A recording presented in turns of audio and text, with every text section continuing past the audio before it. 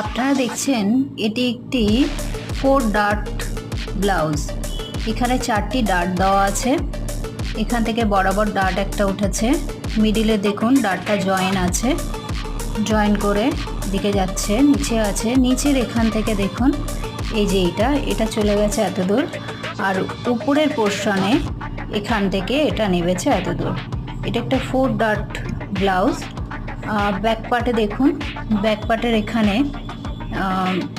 ছোট হাতা এটা করা হয়েছে, আর গলার কাছে দেখুন ফিনিশিংয়ের সঙ্গে করা হয়েছে।